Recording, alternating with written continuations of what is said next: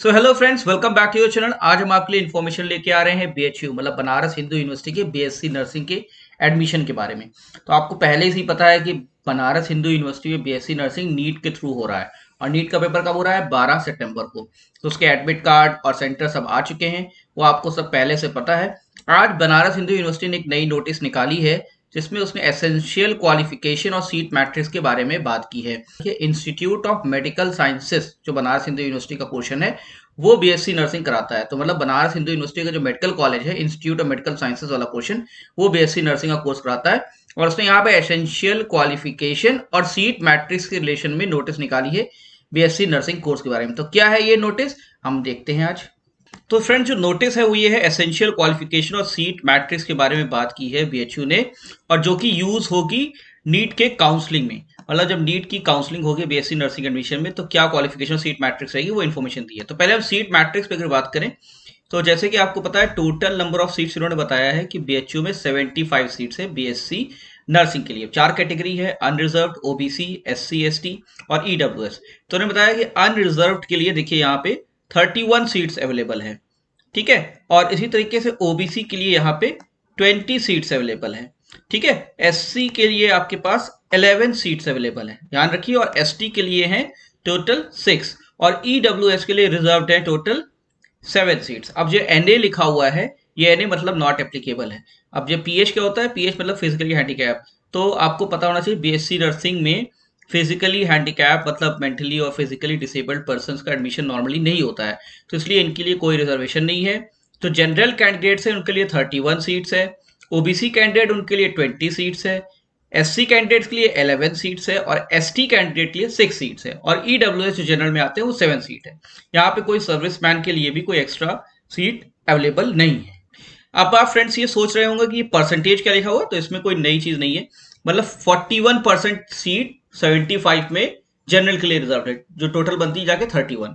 इसी तरीके से 27% सीट आउट ऑफ 75 ओबीसी के लिए, जो कि बनती है 20। तो आपको इसमें कुछ ज्यादा नहीं ध्यान देना है, बस आपको समझना है कि जनरल के लिए 31 सीट्स हैं, ओबीसी के लिए 20 रहेंगी, एससी के लिए 11 फिक्स है, एसटी के लिए 6 है, और ईडब्ल्यूएस के लिए 7 है। जो मेरिट बनेगी नीट पे आपकी आपकी कैटेगरी के अकॉर्डिंगली आपको सीट मिलेंगी। तो आइए चलते हैं क्वालिफिकेशन के बारे में क्या नोटिस निकाली है। तो एसेंशियल क्वालिफिकेशन में इन्होंने थोड़े से चेंजेस किए हैं, तो ध्यान दीजिएगा। बहुत छोटी छोटी चीजें होती हैं जिसे नॉर्मली लोग ध्यान नहीं देते और फॉर्म भरते समय गलतियां कर देते हैं। तो इंडियन नर्सिंग काउंसिल तो सभी फॉलो करते हैं, लेकिन अपना भी कुछ नियम ले आते हैं, तो इन्होंने थोड़े से चेंजेस किए हैं। तो पहली बात तो इंडियन नेशनल होना ही चाहिए, तो मिनिमम कंडीशन है ही है। अच्छा, यहाँ पे ये नहीं मांगा कि डोमिसाइल उत्तर प्रदेश का है, तो बिल्कुल ध्यान रखिए सभी BSc nursing student. All over India से आप बीएससी नर्सिंग अगर बीएचयू में लेना चाहते हैं तो नीट के थ्रू एडमिशन ले सकते हैं। और एक चीज और ध्यान रखिएगा, सुनिए बहुत ध्यान से, कॉमन एंट्रेंस टेस्ट के थ्रू इसमें एडमिशन नहीं होगा। ना ही सेट स्कोर आप क्वालिफाई भी कर लेंगे, हाईएस्ट मार्क्स भी ले आएंगे, तब भी यहाँ एडमिशन नहीं मिल रहा। यहाँ पे नेट, यहाँ पे जो एडमिशन होगा वो नीट के थ्रू ही होगा, ठीक है। तो बीएचयू एडमिशन सिर्फ नीट के थ्रू होगा। क्या क्वालिफिकेशन मांगी है? ऑल ओवर इंडिया कोई भी आदमी इसमें, कोई भी स्टूडेंट मेल या फीमेल इसमें अप्लाई कर सकता है। एज जो है आपकी पता है 17-25 है, ठीक है। अब सेकंड चीज देखिए, मेडिकली फिट होना बहुत जरूरी है, क्योंकि कोई रिजर्वेशन फिजिकली हैंडीकैप के लिए नहीं दिया था, ठीक है। और साथ साथ इन्होंने कह दिया है कि differently abled candidates are not eligible for BSc nursing course, ठीक है। अब मैं जो नई चीज बता रहा था वो क्या है, क्वालिफिकेशन में इन्होंने थोड़ी सी चेंजेस किए। देखिए क्या कहा है इन्होंने कि इंटरमीडिएट या 10+2 तो होना ही चाहिए रिकॉग्नाइज बोर्ड से। तो ऑल ओवर इंडिया आपने कहीं से किया कोई फर्क नहीं पड़ता। और 50% एग्रीगेट मार्क्स भी होने चाहिए, ठीक है, जनरल कैटेगरी के लिए। और 40% होता है आपका ओबीसी एससी एसटी के लिए, ये तो आपको पता है। लेकिन इसमें जिन्होंने चेंज किया है वो क्या है? वो चेंज ये है कि जो 50% मार्क्स होना चाहिए, ये एवरेज होना चाहिए फिजिक्स, केमिस्ट्री, बायोलॉजी, इंग्लिश चारों कर दिया है। तो इंडियन नर्सिंग काउंसिल का नाम में समझ लीजिए, बहुत जरूरी है, तो बाद में फिर आप क्वेश्चन में कंफ्यूज होंगे। तो फिजिक्स, केमिस्ट्री, बायोलॉजी, इंग्लिश चारों में एवरेज 50% होना चाहिए जनरल कैटेगरी के लिए। और फिजिक्स, केमिस्ट्री, बायोलॉजी और इंग्लिश चारों में एवरेज 40% होना चाहिए OBC, SC ST, EWS category के लिए। जैसे आप समझ लीजिए, नॉर्मल कंडीशन में क्या होता है कि 50% एवरेज माना जाता है फिजिक्स, केमिस्ट्री, बायोलॉजी का सिर्फ, ठीक है। जनरल और ओबीसी भी रहता है उसमें। और एससी एसटी के लिए 40% मांगा जाता है फिजिक्स, केमिस्ट्री, बायोलॉजी के लिए। लेकिन बीएचयू ने अपना एक एडिशन किया है कि वो 50% एवरेज मार्क्स मांग रहे हैं जनरल कैटेगरी में, और 40% ओबीसी, एससी एसटी, ईडब्ल्यूएस तक में मांग रहे हैं। किसमें?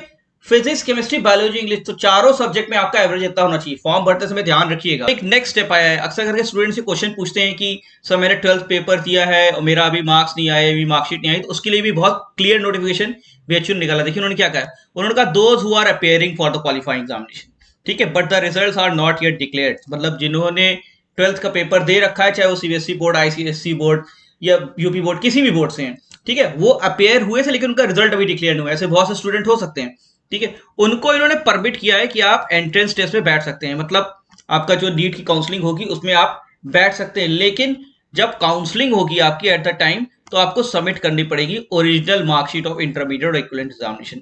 तो इक्विवेलेंट मतलब वही आपका 12th स्टैंडर्ड का आपको ओरिजिनल मार्कशीट आपको at the time of counselling जमा ही करना है।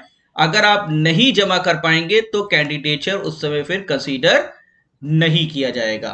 और एक एक्स्ट्रा चीज जो बीएचयू ने नोटिस भी किया है, एक एग्रीमेंट वो साइन कराएंगे at a time of counselling, मतलब आपने नीट का एग्जामिनेशन दे दिया, जो 12 सितंबर को रिजल्ट आया, फिर आपने बीएचयू में रजिस्ट्रेशन करा के आपका आपने अपना स्कोर फिल किया, तो उन्होंने वहां जो मेरिट बनी उसके अकॉर्डिंगली आपको कॉलिंग करेंगे। तो जब आप काउंसलिंग सेंटर पे जाएंगे, जब आप एडमिशन ले रहे होंगे, तो वहां पे आपको एक notarised agreement non judicial stamp paper में सबमिट करना होगा। ये फॉर्मेट वो प्रोवाइड कर देंगे, लेकिन आपको वहां एग्रीमेंट भरना है। ये एग्रीमेंट क्या है, ये एग्रीमेंट को आपको भी साइन करना है या आपके और साथ साथ आपके फादर या आपके गार्जियन जो भी हैं उनको साइन करना पड़ेगा। तो मतलब जब आप एडमिशन लेंगे, जब आपका मेरिट में नाम आ जाएगा, आप काउंसलिंग में जाएंगे, आपने कहा कि मुझे एडमिशन लेना है, तो एट दैट टाइम आपको एक notarised agreement non judicial stamp paper में, जिसका फॉर्मेट वो दे देंगे, आपको नोटरी से जाके बनवाना पड़ेगा, जिसपे आपके साइन होंगे और साथ साथ फादर और गार्जियन साइन होंगे। उसमें वो क्या कहना है, उस एग्रीमेंट में लिखा होगा कि आप अपनी सभी स्टडीज को कंटिन्यू करेंगे, बीच में कोर्स नहीं छोड़ेंगे, और जो अबाइड है रूल्स एंड रेगुलेशन उसको अबाइड करेंगे। मतलब कहने का है कि उस स्टैम्प पेपर में लिखा रहेगा कि आप बीच में कोर्स छोड़ के भागेंगे नहीं, ठीक है। और दूसरी चीज ये है कि जो भी रूल्स एंड रेगुलेशन जो कोर्स के हैं उसको आप प्रॉपर्ली फॉलो करेंगे। अब ये बॉन्ड बॉन्ड बनाने का ऑब्जेक्टिव क्या है, बॉन्ड बनाने का ऑब्जेक्टिव उन्होंने कहा है कि अगर ही एंड शी डिसकंटिन्यूज हिज स्टडीज, ठीक है, अगर कोई स्टूडेंट बीच में कोर्स छोड़ के चला जाता है, मतलब उसका एडमिशन होने के बाद, तो लास्ट डेट ऑफ जो एडमिशन है, अगर उसके पहले आपने छोड़ दिया, आपने कहीं और एडमिशन लिया, तो कोई प्रॉब्लम नहीं, लेकिन आपकी जो last date of admission BHU की है, उसके पहले आपने एडमिशन लिया था, उस लास्ट डेट के पहले आपने एडमिशन छोड़ दिया, तब तो कोई प्रॉब्लम नहीं। लेकिन लास्ट डेट ऑफ एडमिशन जो खत्म हो गई, जब सारी सीटें अनाउंस हो गई, फिर आपने एडमिशन लेने के बाद अगर तब छोड़ दिया, तो आपको 5000 रुपीज आपको जमा करने पड़ेंगे वापस, ठीक है। तो ये बॉन्ड एक तरीके का भरवा लिया गया है, कि बॉन्ड अमाउंट को इन्होंने टर्म दिया है कि मतलब आपने एक बार जब एडमिशन ले लिया, तो एडमिशन लेने के बाद अगर आप एडमिशन छोड़ते हैं या कोई रूल्स रेगुलेशन तोड़ते हैं, तो आपको 5000 रुपए वापस करने पड़ेंगे director institute of medical sciences में। इंपॉर्टेंट टेकअवेज क्या है, बीएचयू का एंट्रेंस सेट के थ्रू, एबीवीएमयू सेट के थ्रू नहीं होगा। सेकेंड पॉइंट ये है कि नीट के थ्रू होगा। थर्ड पॉइंट नीट कब हो रहा है, 12 सितंबर को। फोर्थ पॉइंट क्या है, नीट का जो स्कोर आएगा वो आपको यहां सबमिट करना है, उसके हिसाब से आपकी मेरिट बनेगी। फिफ्थ पॉइंट, सीट यहां बता दी है, 75 सीट्स है, अनरिजर्व के लिए कितनी, ओबीसी के लिए कितनी, एससी एसटी के लिए कितनी, सब उन्होंने बता दिया है, ठीक है। सिक्स्थ पॉइंट कि मतलब कोई भी डिसेबल्ड स्टूडेंट इसमें पार्टिसिपेट नहीं कर सकता। सेवेंथ पॉइंट क्या है, जब आप एडमिशन लेंगे तो at the time of admission आपको एक एग्रीमेंट सबमिट करना पड़ेगा कि आप उसमें प्रॉपर्ली एडमिशन लेंगे, नहीं आप डिसकंटिन्यू करेंगे तो आपको 5000 रुपए जमा करने पड़ेंगे। और मोस्ट इंपॉर्टेंट पॉइंट है एलिजिबिलिटी में आप ध्यान रखिएगा, फिजिक्स, केमिस्ट्री, बायोलॉजी में मिला के आपके एवरेज जनरल कैंडिडेट से 50% मार्क्स, और एससी एसटी ओबीसी और ईडब्ल्यूएस कैटेगरी, मतलब सारी जो कैटेगरीज होती है उनके लिए 40% मार्क्स। तो ये डिफरेंट है थोड़ा, तो बिल्कुल ध्यान रखिएगा, बाद में आप क्वेश्चन में कंफ्यूज होंगे, फॉर्म भरते समय गलती कर देंगे। तो बीएचयू के लिए जो नीट का एग्जामिनेशन दे रहे हैं, सभी बच्चों को best of luck for the examination, and thank you very much.